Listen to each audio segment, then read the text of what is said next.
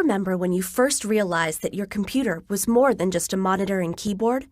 That between the mouse click and the video playing, there was something that captured your attention, understood it, and made it real?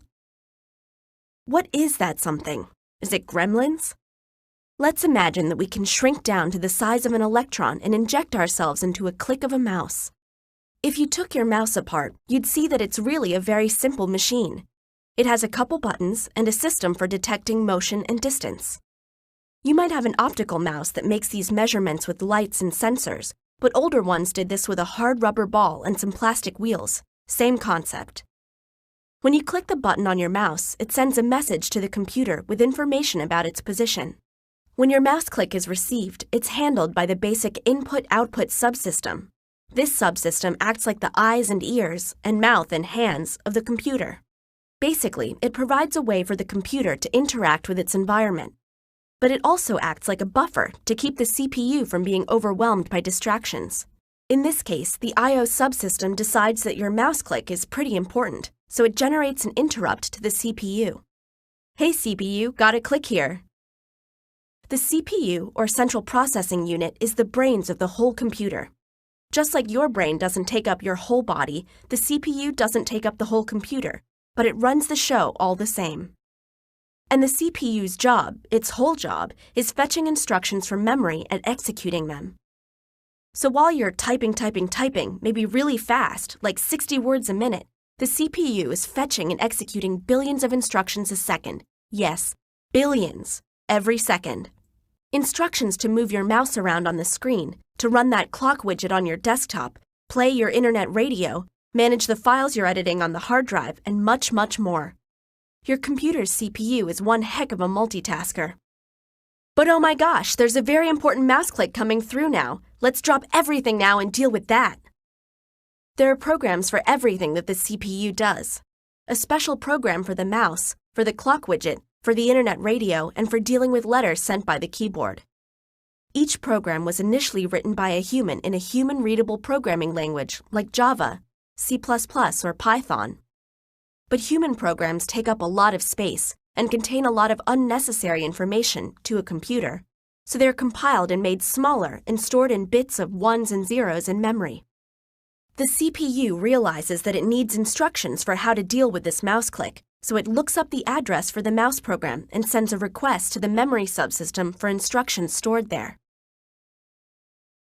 Each instruction in the mouse device driver is duly fetched and executed. And that's not nearly the end of the story. Because the CPU learns that the mouse was clicked when the cursor was over a picture of a button on the monitor screen, and so the CPU asks memory for the monitor program to find out what that button is. And then the CPU has to ask memory for the program for the button, which means that the CPU needs the monitor program again to show the video associated with the button, and so it goes. And let's just say that there are a lot of programs involved before you even see the button on the screen light up when you clicked it. So just the simple task of clicking your mouse means visiting all of the critical components of your computer's architecture. Peripherals, the basic input-output system, the CPU, programs, and memory, and not one gremlin.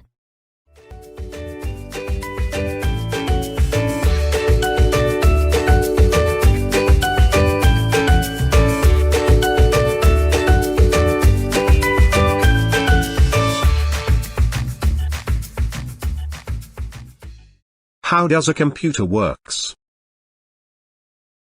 A computer works in 3 basic steps. Step 1 is input. Step 2 is process. Step 3 is output. Let us now understand what is input, process and output with a real-life example.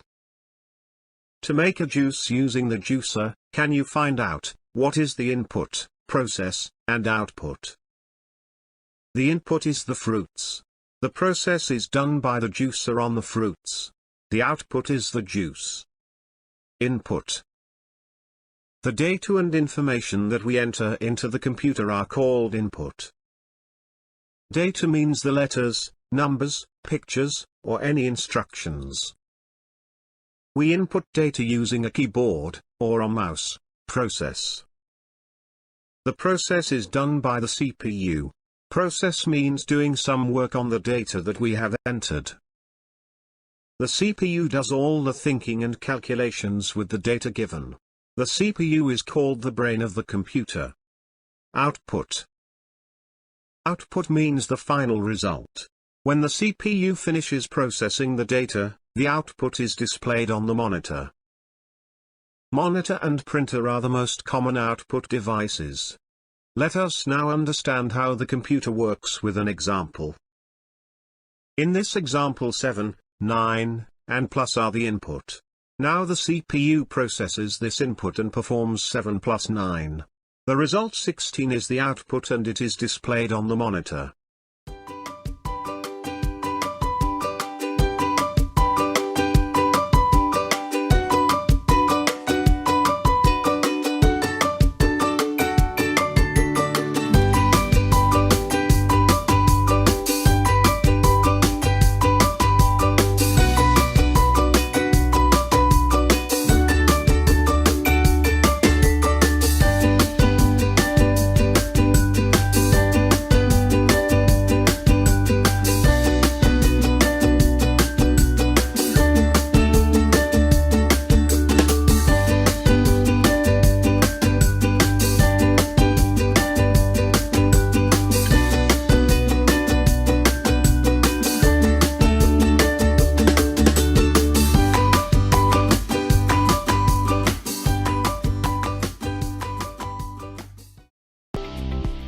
Ten tips for computer maintenance and security.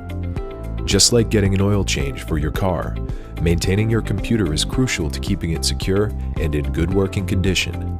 Good computer maintenance practices will not only make sure your computer is running optimally, but will also protect your valuable data from cybersecurity threats. If you aren't sure where to start, here are 10 tips for maintaining your computer from our IT and information security professionals here at Greyvoc. Number 1. Update. Make sure your computer operating system and software are up to date. Most computer operating systems have security measures built in, so updates will often include improvements to your computer security, as well as bug fixes for your operating system. Staying up to date makes sure that your computer and data are all protected from both cybersecurity threats and system issues. Number 2. Disk space. Keep an eye on your disk space. If your computer's hard disk becomes full, software will stop working.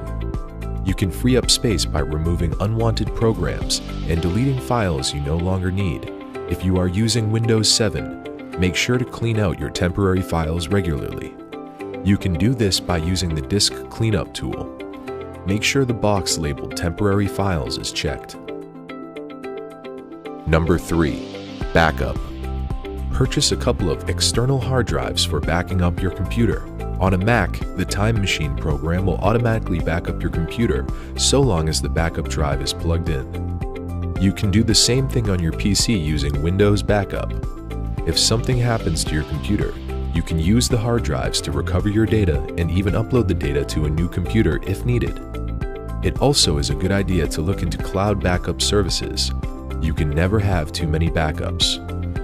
Number 4. Ventilation. Make sure where you place your computer, laptop, or desktop has proper ventilation. Cooling is important for the internal components, and a clean computer will increase the life expectancy of the computer. There is a chance that your computer is very dusty.